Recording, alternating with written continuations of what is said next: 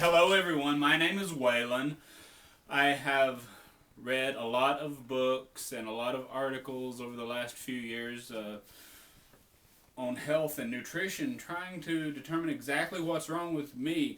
I have been diagnosed with hypothyroidism, that's low thyroid, low cortisol, fibromyalgia, chronic fatigue, ADHD. Long list of diagnoses actually, and yet they look at the test, the standard blood test, and there's no reason for these things to occur. They just want to hand me a pill. So I've done some research on my own. Um, uh, One of the things that I found is gluten intolerance. I found that by eliminating gluten, and I want to share some of that information here with you today. Does anyone here in the audience eat bread, pasta, or anything else with wheat in it?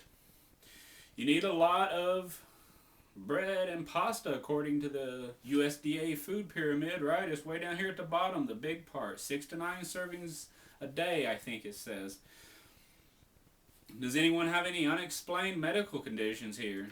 Did you have a headache a couple of days ago, and did you know why you had the headache? First, we might ask ourselves, why would anyone be intolerant to gluten, to wheat? It's such a healthy food, right? Well, the word gluten, let's examine that first. It comes from the Latin word glue, and eating glue and doesn't sound appetizing at all if you think about it. And that's basically, you can make glue from water and flour. So just think about that when you're eating the bread. A nice glue being formed in your stomach and intestines. Some people are lacking the enzyme to break down gluten. I think that's probably where severe gluten intolerance and celiacs come into play. Some of you are familiar with celiacs. It's a more common term than just gluten intolerance, I think. That enzyme DPP4 can be supplemented. And also enzyme inhibitors, things like nuts and beans contain enzyme inhibitors, so there may be some others. You want to watch out for that if you think maybe I'm gluten intolerant. Exactly how healthy is bread? We got to look at the fact that we're not eating the same bread that we were 50 years ago. It's been completely changed. You can go back and look, 1950, or actually 1970, they changed the bread, the wheat. It's all this new, I like to call it Franken wheat. It was created from a genetic mutation, but we don't have time to discuss that today. They just, to abbreviate it, we went from about 3% gluten content in our wheat to 50%. So we don't have that digestive capabilities to break that down. I don't think anyone does.